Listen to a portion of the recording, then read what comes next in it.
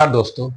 आज हम बात करेंगे भारत की एकमात्र या एक सुरक्षा एजेंसी जो देश की बाहरी सुरक्षा करती है, रॉ के बारे में। कि रॉ क्या काम करती है, इसका गठन कब हुआ, क्या इसका उद्देश्य था, क्या आदर्श था, और क्या आदर्श वाक्य है, उसका महत्व क्या और ये कहाँ से लिया गया है, इसके इतिहास को जानेंगे। तो हम शुरुआत करते हैं, सबसे पहले 1962 से शुरुआत करते हैं। इस समय आपने साथ सुना होगा कि इंडो चाइना वॉर हुआ था। इंडो चाइना वॉर हुआ था 1962 में। इसमें भारत की पराजय हुई थी, जो मदकली से डिफीट हुआ था, सच्चाई है ये। लेकिन हमारी सेना अच्छे बहादुर से लड़ी थी। इस जो पराजय हुआ था, इसका जो मुख्य कारण था, सबसे मेन कारण था, वो था लैक ऑफ इंटेलिजेंस फेलियर। हमारे पास एक्सटर्नल इंटेलिजेंस नहीं था कि हम दुश्मन देश के बारे में पता लगा सके कि उनका मोटिव क्या है, क्या उनका मूवमेंट है, हम लोग टेस्ट नहीं कर पा रहे थे।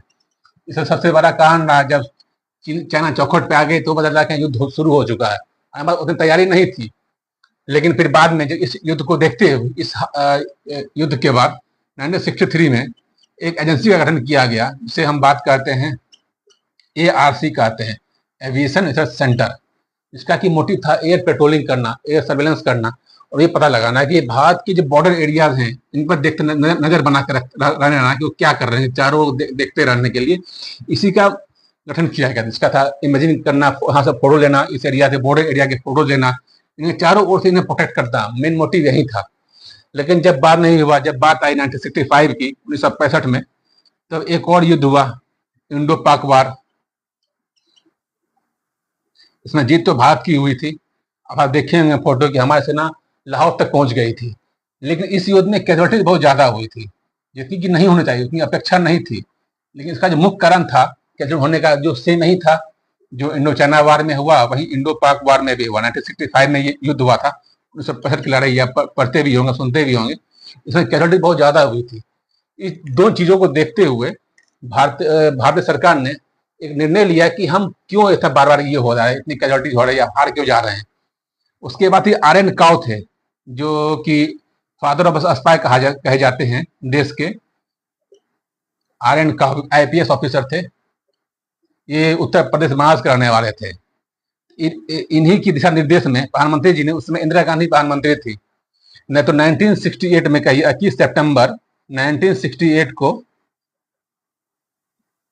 रॉ का गठन होता है। रॉ का, RNAW जिसे हम लोग कहते हैं, रॉ का गठन किया गया था। जिसका की उद्देश्य था कि हम दुश्मन देश है, दूसरे देशों में ये पता लगा सके कि हमारे युद्ध क्या कॉन्स्पिरेसी चल रही है, क्या मूवमेंट कर रहा है, शत्रु क्या रणनीति बना रहा है। उसका मोटिव यही था, RNAW, जिसका की आदर्श वाक्य है, धर्मो रक्षति रक्षिता। मतलब हम देश की रक्षा करेंगे, धर्म हमारी रक्षा करेगा। धर्म क्या है? हमारा देश हुआ। हम देश की रक्षा करेंगे, देश हमारी सुरक्षा करेगा। उसी मोटिव डालते हुए इसका गठन किया गया, जो कि जिसका आदर्श वाक्य है वो महाभारत से लिया गया है। भगवान कृष्ण अर्जुन के बीच में जो होता है संवाद, वहीं से लिया गया है। इसका इंस्पिरेशन वहीं से लिया गया है। फिर बात करते हैं 1968 में हुआ गया। इससे और बेहतर बनाने के लिए लगभग 1980 में, 1980 में एक कौशल का गठन किया गया, क्योंकि इस इरा में बहुत सारे चेंजेस आ गए, दुनिया बहुत आगे निकली। टेक्निकल के क्षेत्र में गठन किया गया था ETS, इलेक्ट्रॉनिक टेक्निकल सर्विस। इसका मुख्य काम था टेक्निकल चीजों को लेकर सर्वेलेंस करना। जैसे मान लीजिए किसी चीज का ट्रेस करना हो, सर्वेलेंस में डालना हो, या कुछ सुनना हो, ट्रेस करना हो, इस सभी चीजों को लेकर ETS का गठन किया गया, 1980 में किया गया। तो उस समय टेक्नोलॉजी के क्षेत्र में दुनिया बहुत तेजी से आगे बढ़ रही थी, डायनेमिक चेंजेस आ रहे थे। उसी को देखते हुए ये चीज किया गया, जिसका की काम होता था स्पूकिंग करना, कहते हैं जैमिंग करना। इन सभी चीजों को लेकर किया गया था। जैसे आप देखे होंगे बहुत सारी चीजों में कि बाद में फिर एक और चीज क्या किया गया, रेडियो रिसर्च सेंटर, RRC से हम कहते हैं। ये भी होता है, ये रेडियो को लेकर काम किया जाता है। ये मान लीजिए, इसका जो मेन काम होता है वो होता है क्रिप्टोग्राफी करना। क्रिप्टोग्राफी के लिए क्या काम किया जाता है, ये क्रिप्टोग्राफी के लिए, क्रिप्टो कार्ड ग्राफिक कर लीजिए, एक तरह का ये कोडेड भाषा है। जैसे हमने कोई मैसेज भेजा, ये ए नाम का कुछ मैसेज है, हमने ये मान लीजिए A to B को भेजा, और ये कोड भाषा है। ए का क्या मतलब है, आम है, अमरूद है, एप्पल है, या तो ये जानेगा या फिर ये जानेगा। बीच का कोई आदमी अगर सुन भी रहा हो, उसे पता नहीं चल पाएगा। इसका कि मुख्य यही से किया जाता था, ये क्रिप्टोग्राफिक जरिए किया जाता है, कोडेड भाषा में इस्तेमाल किया जाता है। इसका जो और चीजें होती है, जैसे मान लीजिए दुश्मन देश है, उसके कॉल को सुनना, उसके जो फ्रीक्वेंसी है उसे सुनना, बहुत सारी चीजें आप देखे होंगे, जैसे इन चीजों का इस्तेमाल जो किया था ईटीएस का, और इसका मुख्य उद्देश्य किया जाता है। जैसे हमारे भारतीय सेना ने क्या करते हैं, सर्जिकल स्ट्राइक और एयर स्ट्राइक में इन सब चीजों का इस्तेमाल बहुत किया था, चाहे एआरसी के लिए किया हो या ईटीएस के लिए किया हो, क्रिप्टोग्राफी का इस्तेमाल किया हो, इसका बहुत ज़्यादा चीजें किया गया। जब हमारी सेना पुलवामा के बाद घटना हुई थी जिसमें हमारे सीआरपीएफ के जवान शहीद हो गए थे, उसके बाद जब भारतीय सेना ने सर्जिकल स्ट्राइक किया था तो उसमें इन सभी चीजों का इस्तेमाल बहुत किया गया था। मान लीजिए गलत मैसेज भेज के उसे डाइवर्ट करना, स्पूफिंग करना एटीएस के थ्रू, इसका बहुत बड़ा रोल रहा था दूसरों को डाइवर्ट करने के लिए। हमने कुछ गलत मैसेज भेज दिया, उससे ट्रेस किया तो डाइवर्ट हुआ, जिससे हमारी सेना को आसान मिल गया उसे ट्रेस आउट करने में और न्यूट्रलाइज करने में। बहुत सारी चीजें हम देखेंगे होंगे आपने, एआरसी का काम जो कहते हैं हुआ था। ऐसे भारतीय सेना ने बालाकोट में एयर स्ट्राइक किया था, आपने सुना होगा। तो उसी एयर स्ट्राइक में इसका बहुत बड़ा काम किया गया था। उसे इमेज लेना, जैसे मान लो बालाकोट पर स्ट्राइक करना था तो उस एरिया का फोटो लेना, उसके साथ ट्रेस करना क्या मूवमेंट चल रही है। उसके साथ इसरो के साथ मिलके स्पाई सैटेलाइट होते हैं, उनके साथ मिलके ये काम करते हैं। ये इसरो और ये एआरसी मुख्ता ये मिलकर काम करते थे, अभी भी काम करते हैं। इसी को देखते इनके साथ कोऑर्डिनेट करके ये लोग काम किए और उसी आधार पर एयर स्ट्राइक किया गया था। इसमें मुख्य रोल इसका भी था और इसरो का भी था।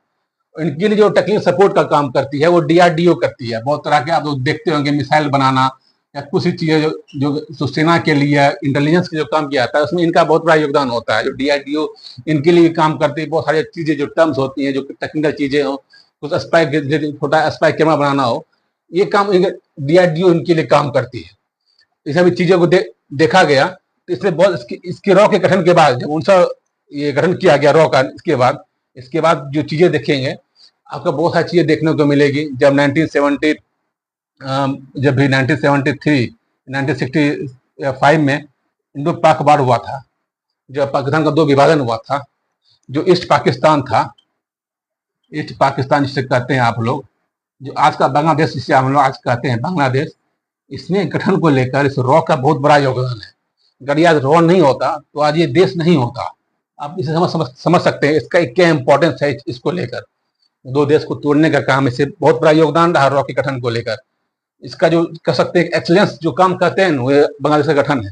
इस पाकिस्तान को हटाना, पाकिस्तान का दो भाग करना, दो टुकड़े करना, इसमें रॉ का बहुत बड़ा योगदान रहा। कहीं ज्वाइन कर सकते हैं तो रॉ ज्वाइन करने का जो प्रोसेस है वो बहुत ही थोड़ा टफ है। इसके थ्रू आपको एक एग्जाम देना पड़ता होगा यूपीएससी बोर्ड का, उसमें आप जाइएगा तो सिविल सर्विसेज के थ्रू आप जा सकते हैं, जिससे कि मोस्टली आप आईपीएस हो या आरएएस हो सकते हैं। आप आरएस होता है रिसर्च एनालिसिस सर्विसेज, वो दोनों जो होते हैं क्लास 1 ऑफिसर रैंक के ही अधिकारी होते हैं। आप जाएंगे तो ही आप इसे बन सकते हैं। बाकी जो चीजें होती है आर्मी से कहीं और से, वो डेपुटेशन पे ही जाते हैं। जैसे आपको आईबी रॉ चीफ सुनेंगे, आईपीएस होते होंगे, ज्वाइंट डायरेक्टर रैंक के होते हैं, सब आईपीएस होते हैं। बाकी अधिकारी जो आप देखिएगा जो क्लास 1 होते हैं, जो कैडेट ऑफिसर होते हैं, वो आरएस के थ्रू ही जाते हैं, जिनका अलग से एक साइकोलॉजिकल टेस्ट होता है, कुछ पैरामीटर्स होते हैं जिनमें इन्हें खड़ा उतरना होता है, तो ये आप जा सकते हैं। जैसे हमारे इंडिया के स्पाई मास्टर रहे हैं अजीत डोभाल, आपने नाम सुना होगा अजीत डोभाल। ये 1968 के आईपीएस बैच के ऑफिसर हैं, केरला कैडर के रहे हैं। एएससी पद पर नियुक्त रहे, बाद में इनको दिल्ली बुलाया गया। बहुत सारे इनके मिशन जो थे ये किए, उन्होंने सक्सेसफुल रहा। जैसे 1984 का ऑपरेशन ब्लू स्टार कर सकते थे, इन्हीं के अध्यक्षता में हुआ। सर्जिकल स्ट्राइक हो, एयर स्ट्राइक हो, इनका काम रहा। पाकिस्तान में 7 साल तक एज ए स्पाई रहे, उनमें रहे। और वो एज पाकिस्तान में आज क्या कहते हैं कमिश्नर है, वहां पर भी रहे। उन्होंने पाकिस्तान में 7 साल बिताए। जो हाई कमीशन था पाकिस्तान का, वहां पर भारत का जो दूतावास है जो पाकिस्तान में है, वहां पर वो डेपुटेशन पे गए हुए थे। तो वहां के अंदर रखे बहुत सारे कोविड ऑपरेशन किए जो इनके काम सक्सेसफुल हुए थे। तो इंडिया का स्पाई मास्टर रहे, रॉ के लिए इन्होंने काम किया, आईपीएस ऑफिसर रहे। अगर आपको जाना है तो आपको इसी 2 एग्जाम के थ्रू जा सकते हैं। बाकी चीजें जैसे आर्मी के थ्रू पे जाते हैं, बहुत सारी चीजें जाती हैं एज डेपुटेशन पे होते हैं, और जो कॉन्फिडेंशियल होते हैं उनकी पहचान क्लासिफाइड रहती है। लेकिन इस ऐसे पद हैं जो क्लासिफाइड नहीं रहती, जिनको सबको पता रहता है कि ये हैं, ऐसे पद रहते हैं। बाकी सारे पद क्लासिफाइड रहती है। अगर आप जाइएगा रॉ साइड पे भी तो आपको बहुत सारी चीजें ना बराबर दिखेगी, सब चीजें क्लासिफाइड ही होती है। इसमें जितना जो मैक्सिमम काम होता है वो ऑफ द रिकॉर्ड होता है, इनका कोई रिकॉर्ड नहीं होता है कहाँ पे क्या हो रहा है, नहीं हो रहा है। इसे छोटे मोटे काम कुछ पद ही हैं जो ऑन द रिकॉर्ड होते हैं। और ये रॉ पीएम के अंदर काम करती है, ये पीएम को रिपोर्ट करते हैं। और जैसे ये एनएसए के अंदर काम करती है, एनएसए को रिपोर्ट करते हैं, एनएसए पीएम को रिपोर्ट करते हैं। जो एनएसए होते हैं देश के सारे सुरक्षा जो होते हैं, चाहे इंटरनल हो एक्सटर्नल हो, सारे सिक्योरिटी एनएसए करते हैं और वो पीएम को रिपोर्ट करते हैं, क्योंकि ये जो रॉ है वो कानून के दायरे से बाहर काम करती है, उन पर भारत का कानून लागू नहीं होता है। इन्हीं कारण जो है रोज जो है थोड़ा अलग हो जाती है, उनका काम का तरीका बाकी एजेंसियों से थोड़ा अलग होता है। इनका मैक्सिमम काम ऑफ द रिकॉर्ड ही होते हैं, अज्ञात रूप में आते हैं और चले जाते हैं। ठीक ना? फिर मिलते हैं अगले वीडियो में। धन्यवाद। जय हिंद, जय बिहार।